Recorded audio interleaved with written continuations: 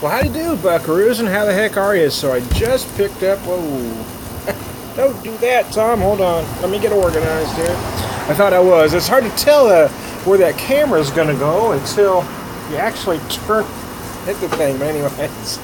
Oh, wow, that was close, man. So I picked up this Sam Adams summer pack today.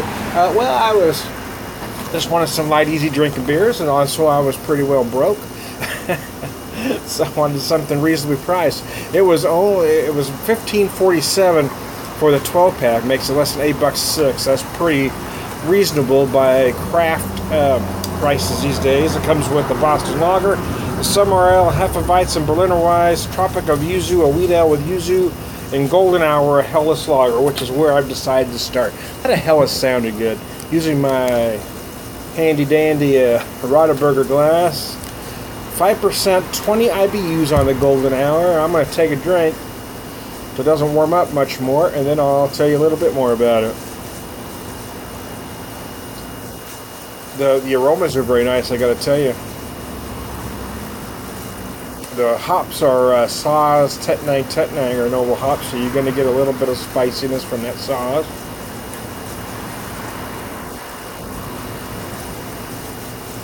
I don't know why, but I'm feeling like I'm getting just a touch of lemon zest too on the nose.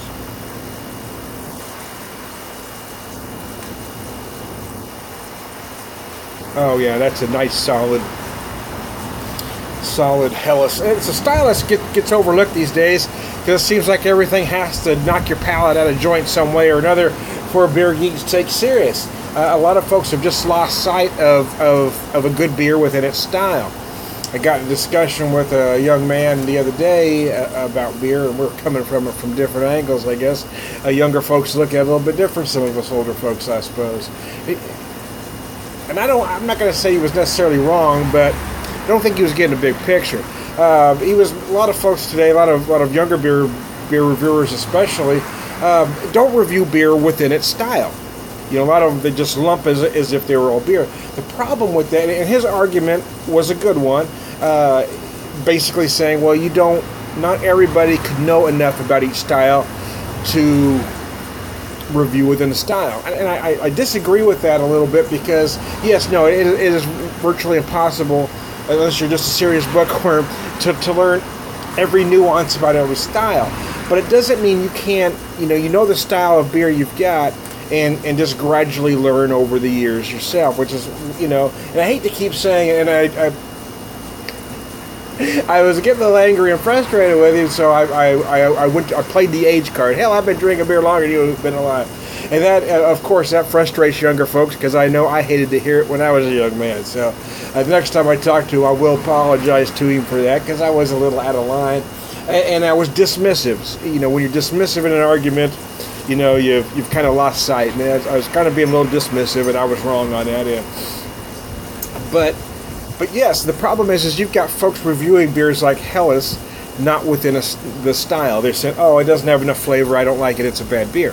It's not a bad beer. It's not, unless you can tell me it's flawed. You've got to be able to say, does it taste off to you? Now you can say it doesn't have enough flavor for me. That's fine. But if it's not off, if it's not flawed, you can't call it a bad beer. And I think he wasn't understanding the point I was trying to make, and I wasn't understanding the point he was trying to make. Having reflected on it a little bit, I kind of see where he's coming from now. But I think he was misunderstanding what I was trying to say as well, is that you can't have folks just willy-nilly drinking a beer saying, oh, this is great, this is bad, without giving you reasons why. Which is my fundamental issue with beer reviewers, is that they'll give a beer a 75 and won't be able to tell you exactly where they took off 25 points. It's a random number. They're just pulling them out of their keister. Now, I do respect some that are able to tell you. If you're taking a half point or a full point off, if you can tell me where you're taking that off, why is that beer an 8 out of 10? Why isn't it a 10 out of 10? So if you can show me why you took 2 points off, hey, I'll respect it. But if you're just saying, hey, I like this about it, I don't like that about it, so I'm going to say an 8. Well, I'm going to say you're full of shit. Anyways, I digress. Let's have a drink of that beer. It uses Saaz and Tettnanger, like I said. It uses Sam Adams 2-row pale malt. Sam Adams 2-row pale malt blend. and Bohemian 4 malted Pilsner malt. So having gone through all that background that you probably didn't care about, I'm just going to say, yes, for the style, I think it's fine. It's clean, it's crisp, it's refreshing. I mean, it feels like it's 100 frickin' degrees out there. It is hot, it is steamy. It's damn right miserable out here, and yet I'm sitting outside because, well, actually right now I am getting a slight breeze on my porch, but I just like sitting outside. And we recently moved. Some of you know that, and I had to give away my big grill because it just didn't have room for it here at the new place where we're at. So my daughter had some friends that could use it, and they've helped her out a lot. So I just let them have it. It was about 4 years old. It had some wear on it, but it was still very usable. Anyway, but my wife had a gift card, so she bought me a small grill I can use here. So it won't be quite as big as what I had before, but at least I could grill. And I haven't been able to grill in a couple months now, and I've really been having a Jones. Well, I guess it hasn't been that long. So last time I grilled was at my granddaughter's birthday party. I grilled the dogs, but that was fun. But now, so anyways, you've got to kind of burn it out first. So right now I've just got a fire going in my charcoal chimney.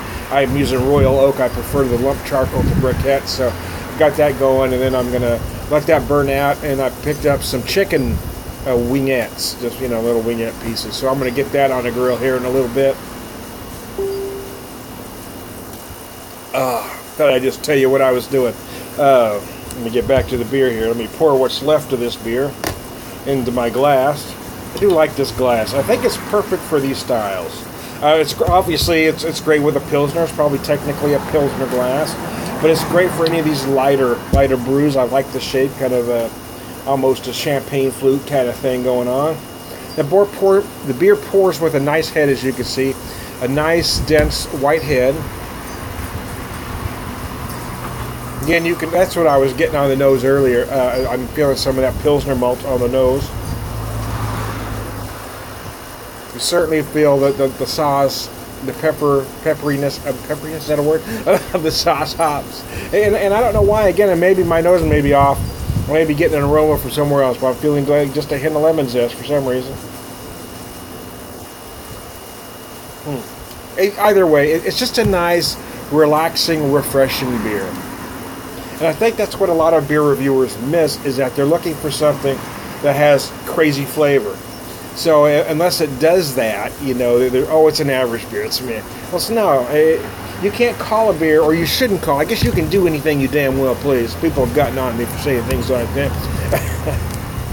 You can call it any way you want, but you shouldn't call a beer a beer just because you don't understand it. Just because it's not the flavor profile you're looking for doesn't mean it's an average beer. I don't think this is an average beer because I think it's fine within its style. I think it works. I think it does what it's supposed to do. So I'm not going to call this beer an average beer, although I know many younger beer geeks would, because it's not big, crazy flavor. Oh, it's good, it's average. No. See, that's my argument with folks that say you can't review beer within the style. Yes, you can, and you should. That's what happens when you don't, is you call beers average only because you're not smart enough to understand them.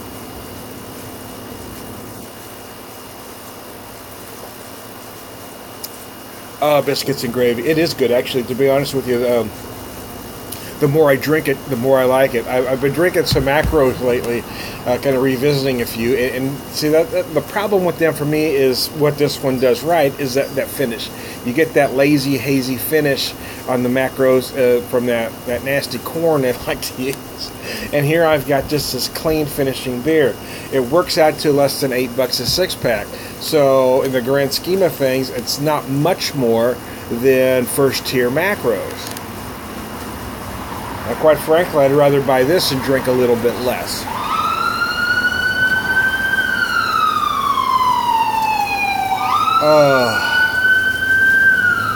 I'd rather have 12 good ones than 18 That was my problem when I was drinking them, revisiting the macros, is that I wasn't looking forward to it. I was just doing the video, you know, having a beer, and then when I'm not doing a video, if I'm just sitting back, relaxing, having a beer, oh gosh, that's what I've got to drink. But when I have a beer like this, I look forward to opening it, popping it, tasting it, because although the flavors are light and they're subtle, they are there, and they are quality. So there you go. Oh, mercy. So I got to get up and check my chimney here. I am Tom the Beer Whisperer. I hope you're all having a glorious Sunday.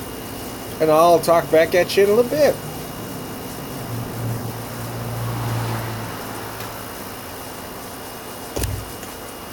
I didn't say my thing, did I? BeerVangelist, prolific beer drinker, Purveyor of Wisdom, and all around good guy. Y'all have a good one.